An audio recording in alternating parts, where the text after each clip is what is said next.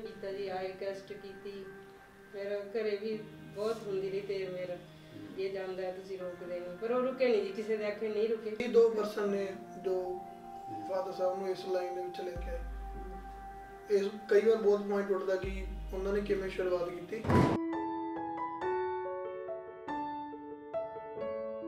ਉਹਨਾਂ ਨੂੰ ਤਾਂ ਐ ਸੀ ਵੀ ਜੇ ਹੁਣ ਅੱਜ 20000 ਰੁਪਇਆ ਹੈਗਾ ਤੇ ਸ਼ਾਮ ਨੂੰ 25000 ਰੁਪਇਆ ਖਰਚਾ ਕਰ ਦਿਓ। ਅਸੀਂ ਕਹਿ ਦਿੰਦੇ ਵੀ ਲਿਆਂਦਾ ਤਾਂ 20 ਹੈ, ਕਹਿੰਦੇ ਨਹੀਂ 5 ਕੱਲ ਨੂੰ ਆ ਜਾਓ। ਚਲ ਪੋਸਟਰ ਸੀਗਾ ਕੋਈ ਕਿਸੇ ਕੈਸਟ ਦਾ ਲੱਗਿਆ ਪਿਆ, ਐਂ ਦੇਖੀ ਜਾਵੇ ਨਾ ਐਂਟ ਵਾਲੇ ਨਾ ਐਂਟ ਵਾਲੇ ਵੀ ਬੰਦੇ 'ਚ ਕੀ ਗੁਣ ਹੈ, ਕੀ ਕਿੱਥੋਂ ਇਹ ਪਤਾ ਦਾ ਜਾਂਦਾ।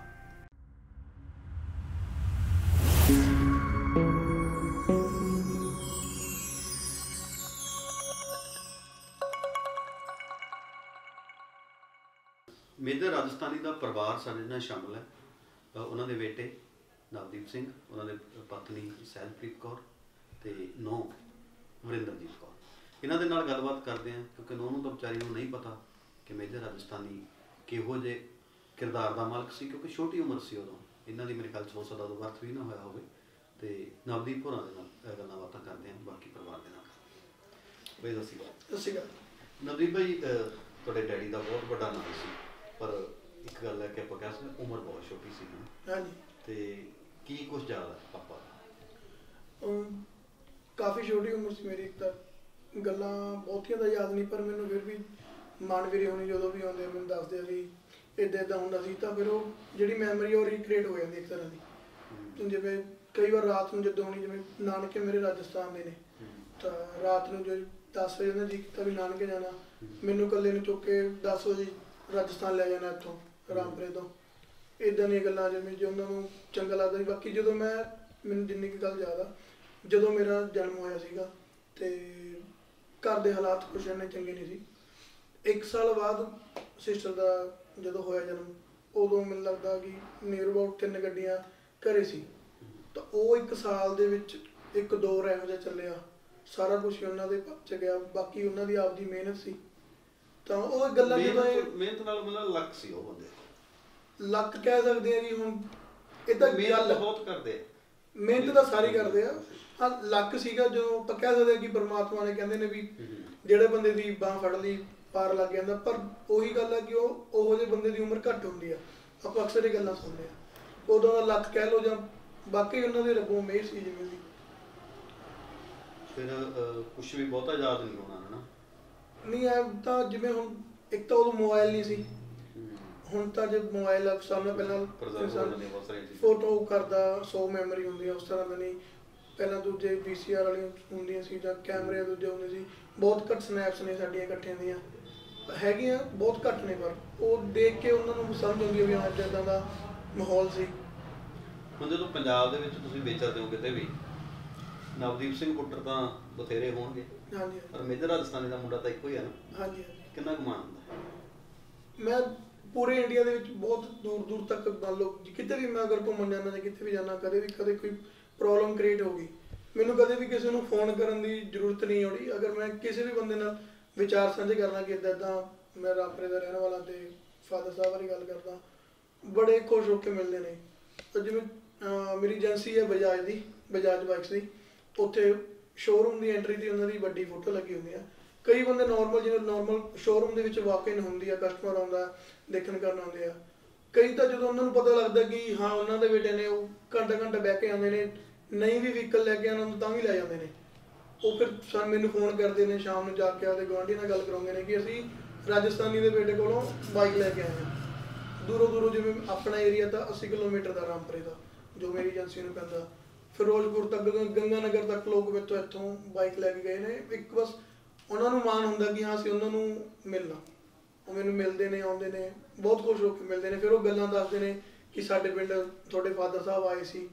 ਇੱਕ ਤਾਂ ਜਿਸ ਨਾਲ ਆਪਾਂ ਇੱਕ ਵਾਰੀ ਉਹਨਾਂ ਨੇ ਗੱਲ ਕਰ ਲਈ, ਉਹ ਕਹਿੰਦੇ ਜੀ ਸਾਡੀ ਰਿਸ਼ਤੇਦਾਰੀ ਹੈ। ਬਸ ਉਹਨਾਂ ਦਾ ਰੁਤਬਾ ਹੀ ਇਹੋ ਜਿਹਾ ਸੀ ਵੀ ਬੰਦੇ ਨੂੰ ਆਪਣਾ ਬਣਾ ਲੈਂਦੇ ਸੀ। ਤਾਂ ਬਹੁਤ ਲੋਕ ਮੈਨੂੰ ਗੱਲਾਂ ਦੱਸਦੇ ਆ, ਫਿਰ ਮੈਨੂੰ ਬੜਾ ਚੰਗਾ ਲੱਗਦਾ।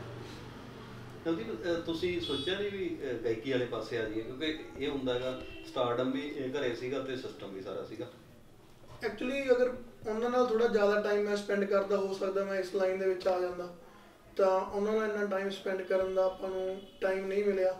ਤਾਂ ਜਦੋਂ ਮੈਂ ਜਿਵੇਂ ਵੱਡਾ ਹੋਇਆ, ਜਿੱਦਾਂ ਦੀ ਮੇਰੀ ਸੋਸਾਇਟੀ ਸੀ, ਜਿਸ ਤਰ੍ਹਾਂ ਦੀ ਮੈਨੂੰ ਮਦਰ ਵੱਲੋਂ ਗਾਈਡੈਂਸ ਮਿਲੀ, ਫਿਰ ਮੈਂ ਉਸ ਪਾਸੇ ਹੋ ਗਿਆ। ਬਾਕੀ ਮੈਂ ਅੱਜ ਜੋ ਵੀ ਕਰ ਰਿਹਾ ਤੇ ਮੈਨੂੰ ਆਪਦੇ ਕੰਮ ਨਾਲ ਬਹੁਤ ਪਿਆਰ ਆ ਤੇ ਬਹੁਤ ਇੰਜੋਏ ਕਰ ਰਿਹਾ ਮੈਂ ਆਪਣੀ ਲਾਈਫ ਨੂੰ। ਆਪਾਂ ਨੂੰ ਕਿਸੇ ਚੀਜ਼ ਦੀ ਕਮੀ ਨਹੀਂ ਹੈ।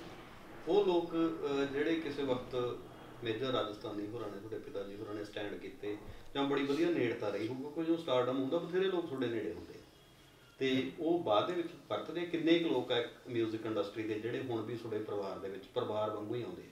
ਐਕਚੁਅਲੀ ਜਦੋਂ ਵੀ ਕਿਸੇ ਸਿੰਗਰ ਦਾ ਸਾਡੇ ਏਰੀਆ ਦੇ ਵਿੱਚ ਪ੍ਰੋਗਰਾਮ ਹੁੰਦਾ ਤਾਂ ਸਾਰੇ ਮਿਲਦੇ ਨੇ, ਇਹੋ ਜਿਹੀ ਗੱਲ ਨਹੀਂ ਹੈ। ਜਦੋਂ ਵੀ ਕਿਸੇ ਪ੍ਰੋਗਰਾਮ ਦੇ ਇਕੱਠੇ ਮਿਲਦੇ ਆ ਬਹੁਤ ਖੁਸ਼ ਹੋ ਕੇ ਮਿਲਦੇ ਨੇ। ਪਰ ਅਕਸਰ ਹੈ ਕਿ ਮੁੱਢਲਾ ਇਨਸਾਨ ਇਹੀ ਗੱਲ ਸੋਚਦਾ ਹੁੰਦਾ ਕਿ ਅਗਰ ਆਪਾਂ ਘਰੇ ਜਾਵਾਂਗੇ ਕਿਸ ਨਾਲ ਮਿਲਾਂਗੇ। ਘਰੇ ਮਦਰ ਹੁੰਦੇ ਇਕੱਲੇ ਜੀ, ਮੈਰਿਜ ਤਾਂ ਮੇਰੀ ਹੁਣੀ ਹੋਈ ਆ 2 ਮਹੀਨੇ ਪਹਿਲਾਂ।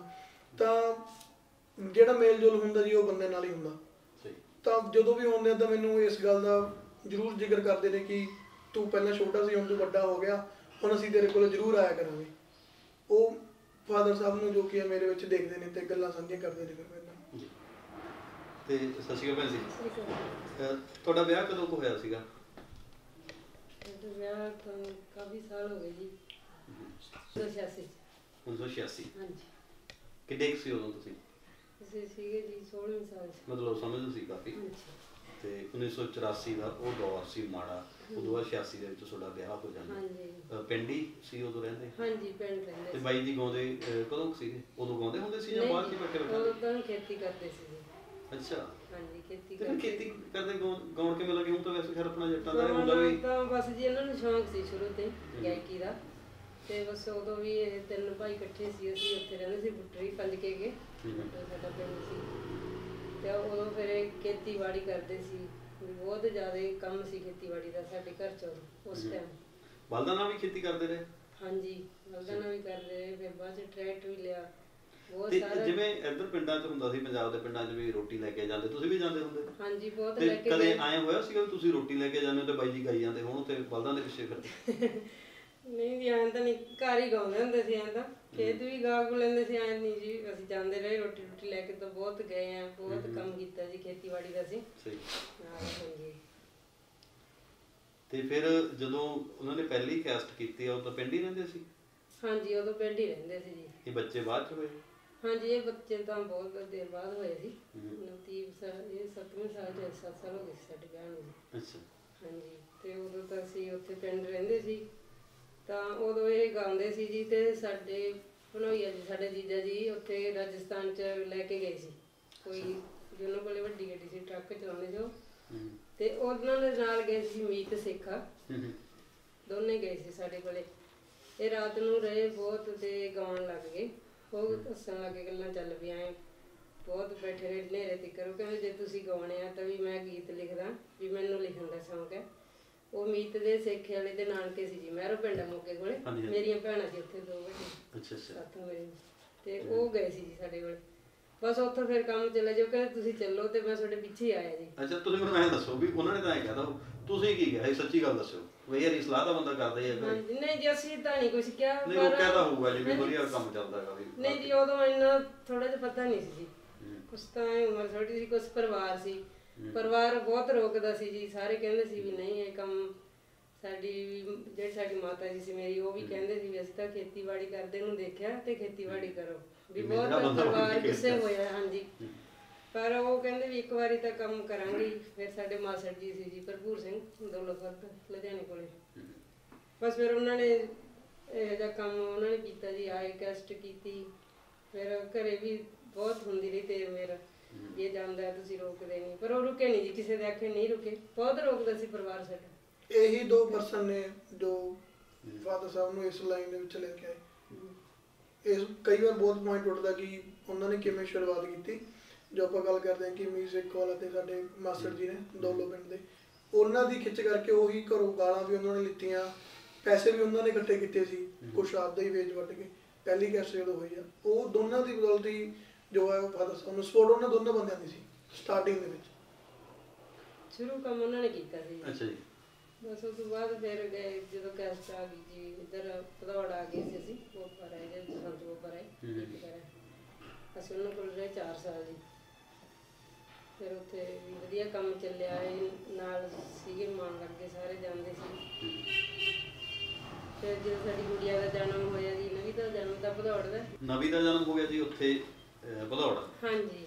ਤੇ ਬੇਟੀ ਦਾ? ਬੇਟੀ ਦਾ ਰਾਜਸਥਾਨ ਹੋਇਆ ਜੀ, ਸਾਡੇ ਪੇਕੇ ਘਰ ਉੱਥੇ ਹੋਇਆ ਸੀ ਜੀ। ਬੜੀ ਕਿਸਮਤ ਵਾਲੀ ਹੈ ਕੁੜੀ। ਬਹੁਤ ਬਹੁਤ ਲੱਕੀ ਜੀ, ਬਹੁਤ ਕਿਸਮਤ ਸੀ। ਜਿਉਂ ਉਹਦਾ ਜਨਮ ਹੋਇਆ ਜੀ, ਜਿਉਂ ਬਸ ਕੰਮ ਚੱਲਿਆ, ਬਹੁਤ ਹੀ ਜ਼ਿਆਦਾ ਕੰਮ ਚੱਲਿਆ ਜੀ, ਬਹੁਤ ਜ਼ਿਆਦਾ ਕੈਸਟ ਆਈਆਂ, ਬਹੁਤ ਪ੍ਰੋਗਰਾਮ ਲਾਏ, ਬਹੁਤ ਜ਼ਮੀਨ ਵੀ ਖਰੀਦੀ। ਉਸ ਤੋਂ ਬਾਅਦ ਅਸੀਂ ਫੂਲ ਪਿੰਡ। ਅੱਛਾ, ਤੇ ਉਧਰ ਵੀ ਕੋਈ 2-4 ਰੁਪਏ ਕੀਤੇ? ਉਧਰ ਤਾਂ ਹੈਗੀ ਸੀ ਜੀ ਸਾਡੇ, ਪਹਿਲਾਂ ਉਧਰ ਨਹੀਂ ਖਰੀਦੇ, ਇੱਥੇ ਖਰੀਦਿਆ, ਕੋਠੀ ਲਈ ਅਸੀਂ। ਉਸ ਤੋਂ ਬਾਅਦ ਚ ਵੀ ਬਸ ਸਾਡਾ ਕੰਮ ਫਿਰ ਇੱਧਰ ਹੀ ਬਹੁਤ ਜ਼ਿਆਦਾ ਹੋ ਗਿਆ ਜੀ। ਪੈਸੇ ਤੁਸੀਂ ਸੰਭਾਲਦੇ ਹੁੰਦੇ ਸੀ? ਹਾਂਜੀ, ਸੰਭਾਲ ਲੈਂਦੇ, ਜਦੋਂ ਲਿਆ ਕੇ ਫੜਾ ਦਿੰਦੇ ਸੀ, ਸੰਭਾਲ ਲੈਂਦੇ ਸੀ ਪੈਸੇ ਤਾਂ। ਉਡਾਉਂਦੇ ਵੀ ਬਹੁਤ ਸੀ ਬਾਈ ਜੀ। ਹਾਂਜੀ, ਬਹੁਤ ਜ਼ਿਆਦਾ।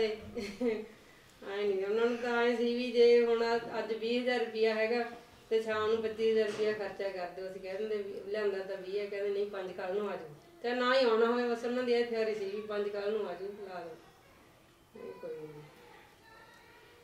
ਤੇ ਜਦੋਂ ਭਾਣਾ ਵਾਪਰਦਾ ਹੈ, ਹਾਂਜੀ, ਉਦੋਂ ਇਹ ਬੱਚੇ ਕਿੱਡੇ ਕਿੱਡੇ ਸੀ? ਇਹ ਕਾਕਾ ਤਾਂ 5ਵੇਂ ਸਾਲ ਚ ਸੀ, ਕੁੜੀਆਂ 4 ਸਾਲ। ਗੁੜੀਆਂ ਨੂੰ ਤਾਂ ਜੰਮੀ ਸੁਰਤ ਨਹੀਂ ਹੋਣੀ ਨਾ, 4 ਸਾਲ ਬਹੁਤ ਛੋਟੇ ਸੀ ਤਾਂ ਉਹਨਾਂ ਨੂੰ। ਤੇ ਨਵੀਂ ਹੋਰਾਂ ਨੂੰ ਉਹਨੂੰ ਫਿਰ ਚੇਤਾ ਤਾਂ ਨਹੀਂ ਹੋਣਾ ਪਾਪਾ ਦਾ, ਤਸਵੀਰਾਂ ਨਹੀਂ, ਬਹੁਤ ਛੋਟੀ ਉਮਰ ਸੀ ਉਹਨਾਂ ਦੀ ਉਸ ਟਾਈਮ। ਉਹਦਾ ਨਾ ਭੋਗ ਤੇ ਮੈਂ ਵੀ ਸੀਗਾ, ਤੇ ਕੁਦਰਤੀ ਆਪਣਾ ਪਹਿਲਾਂ ਵੀ ਮੇਲ ਨਹੀਂ ਹੋਇਆ ਸੀ, ਤੇ ਬਾਈ ਜੀ ਹੋਰਾਂ ਦੀ ਪਹਿਲੀ ਇੰਟਰਵਿਊ ਜਿਹੜੀ ਹੈ ਮਿਊਜ਼ਿਕ ਟਾਈਮਜ਼ ਵਾਸਤੇ ਮੈਂ ਹੀ ਕੀਤੀ ਸੀ। ਉਹ ਅੱਜ ਵੀ ਸਾਂਭੀ ਪਈ ਹੈ, ਕਾਫੀ ਵਧੀਆ ਇੰਟਰਵਿਊ ਰਹੀ ਸੀ ਉਹ ਸਾਡੀ। ਇੱਥੇ ਹੀ ਬੈਠੇ ਸੀ ਬਾਈ ਜੀ। ਅੱਛਾ। ਤੇ ਵੀ ਉਸ ਵੇਲੇ ਜਿਹੜੇ ਲੋਕਾਂ ਨੇ ਵਾਅਦੇ ਕੀਤੇ ਉੱਤੇ ਕਲਾਕਾਰ ਹੈ, ਐਸੇ ਚਲੋ ਸਾਰੇ ਹੁੰਦੇ, ਸਿਆਸੀ ਲੋਕਾਂ ਦੇ ਕਲਾਕਾਰ ਵੀ ਹੁੰਦੇ, ਬੜੀਆਂ ਗੱਲਾਂ ਹੋਈਆਂ ਸੀਗੀਆਂ। ਤੇ ਬਾਅਦ ਦੇ ਵਿੱਚ ਕਿੰਨੇ ਕੁ ਲੋਕ ਹੈ ਜਿਹੜੇ ਨਾਲ ਵਰਤਦੇ ਰਹੇ, ਦੁੱਖ ਸੁੱਖ 'ਚ ਖੜਦੇ ਰਹੇ? ਪੈਸੇ ਦੀ ਤਾਂ ਚਲੋ ਨਹੀਂ ਲੋੜ ਸੀਗੀ ਤੁਹਾਨੂੰ। ਥੋੜੇ ਜਿਹੇ ਸਾਲ ਤਾਂ ਆਉਂਦੇ ਰਹੇ, ਜਿਵੇਂ ਕਹੀਏ ਵੀ ਜਿਵੇਂ ਆਪਣੇ ਕਲਾਕਾਰ ਸੀ ਵੀਰ ਜੀ, ਜਿਵੇਂ ਬਲਕਾਰ ਸਿੱਧੂ ਵੀਰ ਜੀ ਸੀ, ਉਹ ਵੀ ਸਾਡੇ ਘਰ ਆਉਂਦੇ ਸੀ। ਤੇ ਇੱਕ ਗਿੱਲ ਹਰਦੀਪ ਸੀ ਵੀਰ ਜੀ, ਉਹ ਵੀ ਆਉਂਦੇ ਸੀ। ਤੇ ਹਰਦੇਵ ਮਾਈਨਰ, ਉਹ ਵੀ ਆਉਂਦੇ ਰਹੇ ਕਈ ਸਾਲ। ਧਰਮਪ੍ਰੀਤ ਸੀ ਵੀ, ਇਹ ਕਲਾਕਾਰ ਜਿਹੜੇ ਆਪਣੇ ਪਿੰਡ ਵਾਲੇ ਵੀ ਆਉਂਦੇ ਸੀ। ਜਿਵੇਂ ਹਾਕਮ ਭਾਜੀ ਸੀ, ਹਾਕਮ ਬੱਤੜੀ ਵਾਲੇ, ਉਹ ਵੀ ਆਉਂਦੇ ਹੁੰਦੇ ਸੀ। ਜਿਵੇਂ ਮੇਲਾ ਲੱਗਦਾ ਸੀ ਤਾਂ ਉਹਨਾਂ ਨੇ ਪਹਿਲਾਂ ਸਾਡੇ ਘਰ ਆਉਣਾ ਵੀ, ਕਾਫੀ ਸਾਲ। ਫਿਰ ਬਸ ਆਏ ਜੀ, ਥੋੜੀ ਜਿਹੀ ਜਦੋਂ ਦੇਰ ਪੈ ਜਾਂਦੀ ਹੈ ਫਿਰ ਫਿਰ ਤਾਂ ਆਪਦੇ ਹੀ ਪਿੱਛੇ ਹਟ ਗਏ ਜੀ, ਸਹੀ ਗੱਲ ਦੱਸੀਏ। ਫਿਰ ਸਾਡੇ ਵੀ 2-3 ਪਰਿਵਾਰ ਹੈ ਜੀ, ਜਿਵੇਂ ਇੱਕ ਤੇ ਬਾਈ ਜੀ ਕਿੱਥੋਂ ਵਾਲੇ ਸਰਦੀਪ ਢਿੱਲੋਂ, ਇੱਕ ਇੱਥੇ ਸਿੰਗਲਾ ਫੈਮਿਲੀ ਜੀ ਸਾਡੇ ਸਾਹਮਣੇ ਘਰ ਹੈ, ਇੱਕ ਅੱਜ ਤੱਕ ਸਾਡੇ ਸੁਖਚੈਨ ਮਾਨ ਹੈ ਜੀ, ਇਹ ਸਾਡੇ ਨਾਲ ਵੀ ਪੂਰਾ ਵਰਤਦਾ ਵਾ ਇਹਨਾਂ ਦਾ। ਬਾਕੀ ਥੋੜਾ ਜਿਹਾ ਸਾਰੇ ਵੀ ਪਿੱਛੇ ਹੋ ਗਏ। ਇੱਕ ਸਾਡੇ ਝੰਡਿਆਂ ਨੇ ਮਲਕੀਤ ਖੋਸਾ ਜੀ, ਡੋਲੀ ਖੋਸੇ ਦਾ, ਉਹ ਬਸ ਸਾਡੇ ਰਿਸ਼ਤੇਦਾਰੀ ਵੀ ਉਹਨਾਂ ਨਾਲ, ਤੇ ਉਹਨਾਂ ਦੀ ਆਵਾਜਾਈ ਵੀ ਸਾਡੇ ਅੱਜ ਤੱਕ ਬਹੁਤ ਜ਼ਿਆਦਾ ਹੈ। ਤੁਸੀਂ ਪਹਿਲਾਂ ਗੀਤ ਸੁਣਦੇ ਹੁੰਦੇ ਸੀ ਬਾਈ ਹੋਰਾਂ ਦੇ ਜਦੋਂ ਗਾਉਂਦੇ ਸੀ? ਹਾਂਜੀ, ਬਹੁਤ ਸੁਣਦੇ ਸੀ। ਵਧੀਆ ਵੀ ਲੱਗਦੇ ਸੀ? ਕਿਉਂ ਕਹਿੰਦੇ ਸੀ ਯਾਰ ਕੁਝ ਨਹੀਂ, ਸੱਚੀ ਗੱਲ ਦੱਸੋ, ਕਦੇ ਨੁਕਸ ਵੀ ਕੱਢਿਆ ਸੀ ਉਹਨਾਂ ਦੇ ਕੰਮ 'ਚ? ਨਹੀਂ ਜੀ, ਇੰਨਾ ਗਿਆਨ ਹੈ ਨਹੀਂ ਸੀ ਜੀ। ਅਸੀਂ ਕਿਹੜਾ ਕੋਈ ਕਲਾਕਾਰ ਸੀ, ਅਸੀਂ ਤਾਂ ਸੁਣਨ ਵਾਲੇ ਸੀ। ਜਦੋਂ ਕੈਸਟ ਆ ਜਾਂਦੀ ਸੀ ਲਾ ਦਿੰਦੇ ਸੀ। ਪਰ ਬੁੜੀਆਂ ਵਾਵਾ ਸ਼ੱਕੀਆਂ ਸੁਭਾਅ ਦੀਆਂ ਹੁੰਦੀਆਂ ਸੀ, ਕੁੜੀਆਂ ਗੜੀਆਂ ਨਾਲ ਜਾਂਦੀਆਂ ਹੁੰਦੀਆਂ ਸੀ, ਤੇ ਉਦੋਂ ਤੁਸੀਂ ਇਹ ਨਹੀਂ ਕਿਹਾ ਵੀ ਇਹਨਾਂ ਨੂੰ ਕਹਿੰਦਾ ਤੋਰੀ ਫਿਰਦਾ, ਤੁਸੀਂ ਇਕੱਲੇ ਜਾਂ ਕਰਦੇ? ਨਾ ਜੀ, ਫਿਰ ਆਪਾਂ ਕੀ ਕਹਿਣਾ ਸੀ ਜਦੋਂ ਉਹਨਾਂ ਦੀ ਲੈਣ ਹੀ ਹੈ ਜੀ, ਸੀ ਕੰਮ ਹੀ ਐਸਾ ਸੀਗਾ। ਅਸੀਂ ਇਹ ਜੀ ਨਹੀਂ ਕੋਈ ਗੱਲ ਬਾਤ। ਭੈਣ ਜੀ, ਹੁਣ ਗੀਤ ਸੁਣਦੇ ਹੋ? ਹਾਂਜੀ, ਸੁਣਦੇ ਹਾਂ। ਕਿਹੜਾ ਗੀਤ ਬੜਾ ਪਸੰਦ ਆ ਤੁਹਾਨੂੰ ਬਾਈ ਦਾ? ਗੀਤ ਤਾਂ ਬਹੁਤ ਹੀ ਜ਼ਿਆਦਾ ਪਸੰਦ ਹੈ ਜੀ। ਹੁਣ ਕਿਹੜੇ ਕਿਹੜੇ ਦਾ ਨਾਮ ਦੱਸੀਏ, ਸਾਨੂੰ ਸੁਣਦੇ ਜ਼ਰੂਰ ਹੈ ਜੀ। ਹੁਣ ਠੀਕ ਹੈ, ਪਰਿਵਾਰ ਪੈਰਾਂ ਸਿਰ ਹੈ? ਹਾਂਜੀ, ਪੈਰਾਂ ਸਿਰ। ਹੁਣ ਬਸ ਬੱਚਾ ਕੰਮ ਕਰਨ ਲੱਗ ਗਿਆ ਜੀ। ਗੁੜੀਆ ਦੀ ਸ਼ਾਦੀ ਕਰਤੀ ਸੀ। ਉਧਰ ਤਾਂ ਵਧਾਈਆਂ ਵੀ ਹੋ ਗਈਆਂ ਹਨਾ, ਦੋਤਾ ਵੀ ਹੋ ਗਿਆ ਤੁਹਾਡੇ? ਹਾਂਜੀ, ਦੋਤਾ ਵੀ ਹੋ ਗਿਆ ਸਾਡੇ। ਬਸ ਉਸ ਤੋਂ ਬਾਅਦ ਫਿਰ ਹੁਣ ਕਾਕੇ ਦੀ ਮੈਰਿਜ ਹੋ ਗਿਆ, ਮਹੀਨਾ ਤੋਂ 2 ਦਿਨ ਘੱਟ, ਮਹੀਨੇ ਤੋਂ। ਬਸ ਵਧੀਆ ਪਰਿਵਾਰ ਮਿਲਿਆ ਜੀ। ਗੁੜੀਆ ਦੇ ਸਹੁਰੇ ਵੀ ਬਹੁਤ ਵਧੀਆ ਹੈ, ਤੇ ਇਹਨਾਂ ਦਾ ਵੀ ਪਰਿਵਾਰ ਵੀ, ਬੇਟੀ ਦਾ ਪਰਿਵਾਰ ਵੀ ਬਹੁਤ ਵਧੀਆ। ਸਾਰੇ ਪੂਰਾ ਮਾਨਤਾ ਨੂੰ ਵੀ ਵਧੀਆ ਉਹ ਕਰਦੇ ਆ, ਬਹੁਤ ਹੀ ਵਧੀਆ ਰਿਸ਼ਤੇਦਾਰ ਹੈ ਸਾਰੇ। ਵਰਿੰਦਰਜੀਤ ਜੀ, ਮੁਬਾਰਕ ਤੁਹਾਨੂੰ ਇਸ ਨਵੀਂ ਫੈਮਿਲੀ ਦੇ ਵਿੱਚ। ਤੇ ਪਹਿਲਾਂ ਕਦੇ ਸੁਣਿਆ ਸੀ ਮੇਜਰ ਰਾਜਸਥਾਨੀ ਵੀ ਕੋਈ ਹੈ? ਸਰ, ਮੈਨੂੰ ਤਾਂ ਸੌਂਗ ਆਉਣ ਤੇ ਪਤਾ ਲੱਗਿਆ ਸੀਗਾ ਜਦੋਂ ਸਿੱਧੂ ਮੂਸੇਵਾਲੇ ਦਾ ਸੌਂਗ ਆਇਆ ਸੀਗਾ। ਉਹ ਤੋਂ ਪਹਿਲਾਂ ਨਹੀਂ ਮੈਨੂੰ ਪਤਾ ਸੀਗਾ ਵੀ ਕੌਣ ਹੈ ਮੇਜਰ ਰਾਜਸਥਾਨੀ। ਹਾਂਜੀ। ਹੁਣ ਕਿੰਨਾ ਕੁ ਮਾਣ ਹੁੰਦਾ ਵੀ ਤੁਹਾਡੇ ਸਹੁਰਾ ਸਾਹਿਬ ਜਿਹੜੇ ਉਹਨਾਂ ਦਾ ਜ਼ਿਕਰ ਗੀਤਾਂ 'ਚ ਆਉਂਦਾ ਕਿ ਉਹ ਲੈਜੈਂਡ ਬਣੇ ਹੋਏ ਨੇ ਮਿਊਜ਼ਿਕ ਇੰਡਸਟਰੀ। ਸਰ ਬਹੁਤ ਮਾਣ ਮਹਿਸੂਸ ਹੁੰਦਾ ਹੈ। ਤੇ ਕਦੋਂ ਪਤਾ ਲੱਗ ਗਿਆ ਸੀਗਾ ਵੀ ਤੁਹਾਡੇ ਸਹੁਰਾ ਜਿਹੜੇ ਆ ਨਵਦੀਪ ਦੇ ਡੈਡੀ ਹੋਰੇ ਆ ਉਹ ਗਾਇਕ ਆ ਜਿਹਦੇ ਉੱਤੇ ਗੀਤ ਆਇਆ? ਵਿਆਹ ਤੋਂ ਪਹਿਲਾਂ ਪਤਾ ਲੱਗ ਗਿਆ? ਹਾਂਜੀ। ਕਿੱਥੋਂ ਪਤਾ ਲੱਗਿਆ? ਸੌਂਗ ਨਹੀਂ ਆਇਆ ਸੀਗਾ। ਅੱਛਾ ਅੱਛਾ, ਉਹ ਤੋਂ ਪਤਾ ਲੱਗਿਆ ਕਿ ਆਪਾਂ ਉਧਰ ਹੀ ਜਾਣਾ। ਚਲੋ ਖੈਰ। ਤੇ ਨਵਦੀਪ ਜ਼ਿੰਦਗੀ ਹੁਣ ਕਿਵੇਂ ਚੱਲ ਰਹੀ ਹੈ? ਜ਼ਿੰਦਗੀ ਬਹੁਤ ਵਧੀਆ ਜੀ। ਜਿਵੇਂ ਫਾਦਰ ਸਾਹਿਬ ਦਾ ਸੁਭਾਅ ਸੀ ਕਿ ਗਰੀਬਾਂ ਦੀ ਵੱਧ ਤੋਂ ਵੱਧ ਮਦਦ ਕਰਦੇ ਸੀ। ਮੇਰੇ ਨਾਲ ਵੀ ਜਿਵੇਂ ਕੁਛ ਪਰਿਵਾਰ ਜੋ ਬੰਦੇ ਕੰਮ ਕਰਦੇ ਨੇ, ਜਿੰਨੀ ਕੁ ਮਦਦ ਮੈਂ ਕਰ ਸਕਦਾ, ਜਿੰਨੇ ਕੁ ਜਾਣੇ ਦੀ ਉਹਨਾਂ ਦੀ ਮੈਂ ਜ਼ਰੂਰ ਕਰਦਾ। ਅਗਰ ਕੋਈ ਮੈਨੂੰ ਵੈਸੇ ਵੀ ਮਿਲ ਜਾਂਦਾ ਜਾਂ ਫੋਨ ਆਉਂਦਾ ਤਾਂ ਮੇਰੇ ਤੋਂ ਜਿੰਨਾ ਹੁੰਦਾ ਮੈਂ ਜ਼ਰੂਰ ਕਰਦਾ। ਪਿੱਥੋਵਾਲਾ ਢਿੱਲੋਂ ਬਹੁਤ ਸਾਰੇ ਲੋਕਾਂ ਨੇ ਸੁਣੇ ਆ, ਅੱਜ ਉਹਨਾਂ ਦੀਆਂ ਸੁਣਦੇ ਆ। ਸਰਜੀਤ ਸਿੰਘ ਢਿੱਲੋਂ ਪਿੱਥੋਵਾਲੇ ਪੰਜਾਬੀ ਗੀਤਕਾਰੀ ਦੇ ਵਿੱਚ, ਦੁਗਾਣਾ ਗਾਇਕੀ ਦੇ ਵਿੱਚ ਇਹਨਾਂ ਦਾ ਨਾਂ ਹੈ, ਕਿਉਂਕਿ ਬਹੁਤ ਸਾਰੇ ਦੁਗਾਣੇ ਇਹਨਾਂ ਦੇ ਹਿੱਟ ਰਹੇ ਨੇ। ਮੇਜਰ ਰਾਜਸਥਾਨੀ ਹੋਰਾਂ ਦੇ ਨਾਲ ਮਿਲ ਕੇ ਇਹਨਾਂ ਦੀਆਂ ਜਿਹੜੀਆਂ ਦੁਬਾਰਾ ਕਲਮਾਂ, ਰਚਨਾਵਾਂ ਤੇ ਗੀਤ ਸਾਹਮਣੇ ਆਇਆ ਉਹਦਾ ਜ਼ਿਕਰ ਕਰਦੇ ਹਾਂ। ਢਿੱਲੋਂ ਸਾਹਿਬ ਸਤਿ ਸ਼੍ਰੀ ਅਕਾਲ। ਸਤਿ ਸ਼੍ਰੀ ਅਕਾਲ। ਢਿੱਲੋਂ ਸਾਹਿਬ ਕਦੋਂ ਸਾਂਝ ਪੈ ਗਈ ਸੀ ਮੇਜਰ ਰਾਜਸਥਾਨੀ ਹੋਰਾਂ ਦੇ ਨਾਲ? ਇਹ ਤਾਂ ਜੀ ਤਕਰੀਬਨ 95 ਇੱਕ ਦੇ ਗੇੜ ਜੇ ਚ ਸੀਗਾ ਹੋਈ ਗੱਲ। ਉਹ ਵੀ ਮੇਰੇ ਕੋਲੇ ਇਹ ਗਏ ਸੀ ਪਿੰਡ ਲੈਣ, ਅੱਗੇ ਗੀਤ ਲੈਣ ਗਏ ਨਾ, ਤੇ ਮੈਂ ਤਾਂ ਜਾਣਦਾ ਵੀ ਨਹੀਂ ਸੀ ਉਹਨਾਂ। ਅੱਛਾ। ਜਦੋਂ ਇਹ ਇਹਨਾਂ ਦੀ ਛਾਪਾਂ ਛੁਪਾਈਆਂ ਪਾਈਆਂ ਸਾਰੇ ਹੱਥਾਂ 'ਚ, ਮੈਂ ਕਿਹਾ ਵੀ ਬੰਦਾ ਕੌਣ ਹੈ ਇਹ? ਹੈ ਤਾਂ ਕਲਾਕਾਰੀ ਵੀ। ਹਾਂ ਹਾਂ, ਬੰਦਾ ਕੋਈ ਮਰ ਕੇ ਤਾਂ ਡੂੰਘਾ ਬੰਦਾ ਕੋਈ। ਇਹ ਸਾਡੇ ਜਦੋਂ ਗੱਲਬਾਤ ਹੋਈ ਫਿਰ ਉਹਨਾਂ ਨੇ ਕਿਹਾ ਵੀ ਮੈਂ ਐਂ ਕਰਕੇ ਮੇਜਰ ਰਾਜਸਥਾਨੀ ਆ ਤੇ ਮੈਨੂੰ ਵੀ ਤੁਹਾਡੇ ਨਾਲ ਗੀਤ ਚਾਹੀਦੇ ਨੇ, ਵੀ ਜਿਹੜੇ ਪੁਰਾਣੇ ਰਾਈਟਰ ਆ ਉਹਨਾਂ ਦਾ ਮੈਂ ਇਹਨਾਂ ਗੀਤ ਗਾਉਣੇ ਨੇ, ਵੀ ਮੈਨੂੰ ਗੀਤ ਦਿਓ। ਮੈਂ ਉਹਨਾਂ ਨੂੰ ਕਿਹਾ ਵੀ ਮੇਰੇ ਕੋਲ ਹੁਣ ਗੀਤ ਤਾਂ ਹੈ ਨਹੀਂ, ਕਿਉਂਕਿ ਪਹਿਲਾਂ ਦੌਰ ਦੂਜਾ ਚੱਲਦਾ ਸੀ। ਸਾਹਿਬ ਵਾਲੇ ਤੁਹਾਡੇ ਬਹੁਤ ਆਏ ਸੀ ਬਾਅਦ ਚ, ਤੁਸੀਂ ਬਦਲ? ਹਾਂਜੀ, ਆਹ ਚੱਲ ਪਿਆ ਸੀ ਨਾ ਖਾਟਕੂ ਲਹਿਰ ਜੀ, ਉਦੋਂ ਫਿਰ ਚੁੱਪ ਜੇ ਹੋ ਗਏ ਸੀਗੇ। ਫਿਰ ਇਹ ਜਦੋਂ ਗਏ ਨਾ ਤੇ ਇਹਨਾਂ ਨੇ ਮੈਨੂੰ, ਮੈਂ ਫਿਰ ਇਹਨਾਂ ਨੂੰ ਕਿਹਾ ਵੀ ਚਲੋ ਜੇ ਆਈ ਗਏ ਤਾਂ ਮੈਂ ਤੁਹਾਨੂੰ ਗੀਤ ਦੇਊਗਾ, ਮੈਨੂੰ ਥੋੜ੍ਹੇ ਦਿਨ ਦਿਓ। ਫਿਰ ਮੈਂ ਮਿੱਠਾ ਦੇ ਦਿਓ। ਹਾਂ ਹਾਂ, 15-20 ਦਿਨ ਇਹਨਾਂ ਤੋਂ ਲੈ ਮੰਗ ਕੇ ਤੇ ਫਿਰ ਇਹ ਕਹਿੰਦੇ ਜਾਂਦੇ ਜਾਂਦੇ ਇੱਕ ਨਹੀਂ ਦੋ ਲਿਖ ਦਿਓ। ਮੈਂ ਚਲੋ ਦੇਖਾਂਗੇ ਮੌਕੇ ਦੇ ਹਾਲਾਤ, ਪਰ ਇੱਕ ਤਾਂ ਮੈਂ ਕਿਹਾ ਮੈਂ ਲਿਖੂੰਗਾ, ਕੋਸ਼ਿਸ਼ ਮੈਂ ਕਰੂੰ। ਮੈਂ ਕਿਹਾ ਮੇਰੀ ਚਾਲ ਹੌਲੀ ਆ, ਸਪੀਡ ਮੈਂ ਕਿਹਾ ਹੈ ਨਹੀਂ, ਤੇ ਮੈਂ ਕਿਹਾ ਚਲੋ ਦੇਖਾਂਗੇ। ਫਿਰ ਉਸ ਤੋਂ ਬਾਅਦ ਇਹਨਾਂ ਨੂੰ ਮੈਂ ਗੀਤ ਦਿੱਤੇ, ਤੇ 2 ਗੀਤ ਦਿੱਤੇ ਸੀ, ਦੋਨੇ ਇਹਨਾਂ ਨੇ ਰਿਕਾਰਡ ਕੀਤਾ। ਕਿਹੜੇ ਕਿਹੜੇ ਗੀਤ ਸੀ ਉਹ ਸੀ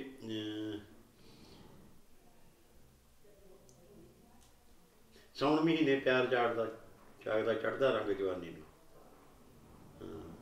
ਆਖੀ ਜੱਟਾ ਮਾਸੀ ਮੌਤ ਨੂੰ ਆਏ ਲੱਗਦੇ ਪੁੱਠੇ ਦਿਨ ਤੇਰੇ। ਅੱਛਾ, ਆਏ ਲੱਗਦੇ ਪੁੱਠੇ ਦਿਨ ਤੇਰੇ।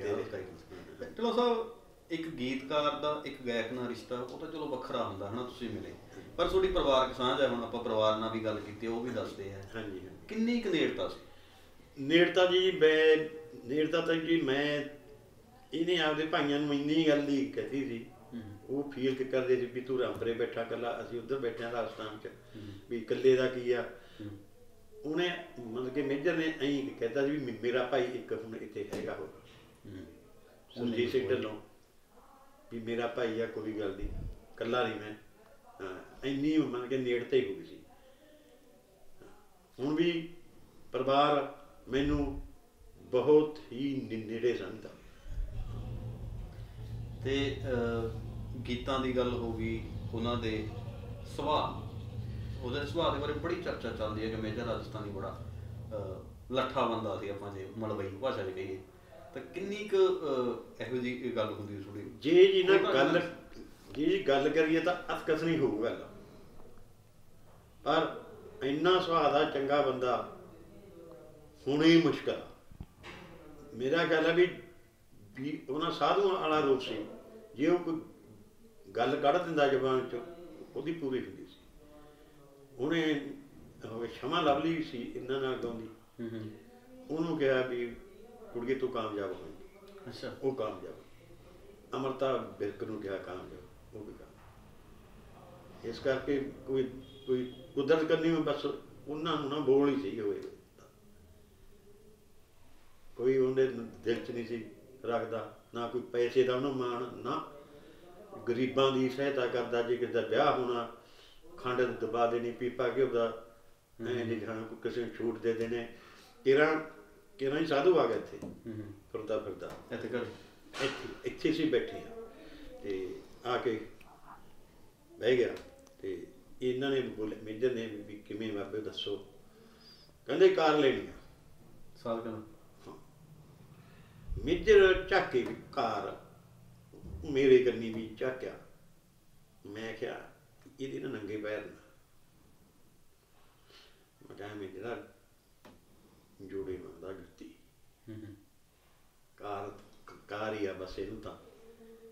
ਉਹਨੇ ਨਾ 500 ਰੁਪਇਆ ਦਿੱਤਾ ਸਾਧਨ, ਲੈ ਵੀ ਜਾ ਕੇ ਪਾ ਲਾ ਜੋੜੇ ਪਾ ਲਾ। ਜਾ ਕੇ ਜੀ 300 ਦੇ ਜੋੜੇ ਪਾ ਕੇ ਵਾਪਸ ਆ ਗਿਆ, 200 ਵਾਪਸ ਦੇਣ ਆ ਗਿਆ ਉਹ ਸਾਧ। ਪਰ ਇਹਨੇ ਕਿਹਾ ਵੀ ਰੱਖ ਲਾ, ਉਹਨੇ ਰੱਖੇ ਨਹੀਂ ਸਾਧ ਨੇ। ਕਹਿੰਦਾ ਬਹੁਤ ਐ ਜਾਣੀ ਗਰੀਬਾਂ ਨੂੰ ਮਨ ਕੇ ਦਿਆ ਕਰਦਾ ਸੀ ਗਰੀਬਾਂ ਤੇ। ਉਹੀ ਜੇ ਕਦੋਂ ਤੁਰ ਗਿਆ ਸਾਡੇ ਚੋਂ? ਇਹ ਜੀ ਕੁਦਰਤ ਦੇ ਜਦੋਂ ਜੀ ਉਹਦੀ ਟਾਈਮ ਹੀ ਮਰ ਗਏ, ਇੰਨਾ ਸੀ ਸਾਂਝ ਸਾਰਿਆਂ ਨਾਲ, ਇੰਨੀ ਕੀ ਸਾਂਝ ਹੀ ਲਿਖੀ ਹੋਈ ਸੀ, ਧੁਰ ਤੋਂ ਲਿਖੀ ਆਉਂਦੀ ਹੈ ਚੀਜ਼ ਤਾਂ। ਜਿੰਨੇ ਸਵਾਸ ਆ ਉਹ ਲਿਖੇ ਪਏ ਪਹਿਲਾਂ ਤੋਂ, ਉਹ ਇਸ ਕਰਕੇ ਉਹਨੂੰ ਵੱਧ ਘੱਟ ਤਾਂ ਆਪਾਂ ਆਖ ਵੀ ਨਹੀਂ ਪੁੱਛ ਸਕਦੇ। ਪਰ ਆਪਦੀ ਜਿੰਨਾ ਚਿਰ ਉਹ ਰਹਿ ਗਿਆ, ਆਪਦਾ ਨਾਂ ਕਰ ਗਿਆ ਰੋਸ਼ਨ। ਤੁਸੀਂ ਖਾੜਿਆਂ ਤੇ ਵੀ ਜਾਂਦੇ ਹੁੰਦੇ ਸੀ ਨਾਲ ਉਹਨਾਂ ਦੇ? ਗਏ ਆ ਜੀ, ਹਾਂਜੀ ਹਾਂਜੀ ਗਏ ਆ। ਕਿਹੋ ਜਿਹਾ ਮਾਹੌਲ ਵਾ ਇਹ ਦੱਸ? ਵਧੀਆ ਸੀ ਜੀ ਮਾਹੌਲ। ਉਹ ਵੀ ਨਾ ਜੀ ਅਖੀਰ 'ਚ ਇਹਦੇ ਨਾਲ ਹੁੰਦੇ ਸੀ ਇਹਨਾਂ ਦੀ ਰਿਸ਼ਤੇਦਾਰੀ। ਉਹ ਥੋੜ੍ਹਾ ਜਿਹਾ, ਹੁਣ ਆਪਾਂ ਤਾਂ ਕਿਸੇ ਬਾਰੇ ਕਾਹਨੂੰ ਕੁਛ ਕਹਿਣਾਗਾ, ਤੇ ਵੀ ਘਰੇ ਪੈਸੇ ਪੂਸੇ ਜਿੰਨੇ ਕੁ ਆਉਂਦੇ ਬਸ ਰਹਿੰਦ ਖੂੰਹਦ ਜੀ ਆਉਂਦੀ। ਤੇ ਉਹ ਫਿਰ ਅਖੀਰ 'ਚ ਉਹ ਹੱਟ ਉੱਡ ਗਏ। ਤੇ ਇਹਨਾਂ ਨੇ ਵੀ ਜਦੋਂ ਬੰਦੇ ਨੂੰ ਲੱਗ ਜਾਂਦਾ ਤਾਂ ਪਤਾ ਵੀ ਮੇਰਾ ਹੇਰਾ ਫੇਰੀਆਂ ਹੁੰਦੀਆਂ, ਅਗਲੇ ਨੂੰ ਪਿੱਛੇ ਹਟਾਉਣਾ ਹੀ ਹਟਾਉਣਾ ਸੀਗਾ। ਫਿਰ ਇਹ ਮੇਰੇ ਕੋਲੇ ਘਰੇ ਗਿਆ ਵੀ ਤੁਸੀਂ ਨਾ ਮੇਰੇ ਨਾਲ ਚੱਲਿਆ ਕਰੋ। ਮੈਂ ਕਿਹਾ ਵੀ ਜਿਹੜਾ ਮੈਂ ਆ ਜੱਟ ਬੰਦਾ, ਜ਼ਿਮੀਂਦਾਰ ਆ, ਤੇਰਾ ਗਾਇਕੀ ਲੈਣਾ, ਮੇਰੀ ਚੱਲ ਹੈਗੀ ਡਾਇਰੈਕਟਰੀ ਤਾਂ ਹੈ, ਪਰ ਮੇਰਾ ਸਤੇਜ ਵਾਲਾ ਕੰਮ ਨਹੀਂ। ਤੇ ਕਹਿੰਦਾ ਜੀ ਨਹੀਂ। ਮੈਂ ਕਿਹਾ ਨਹੀਂ।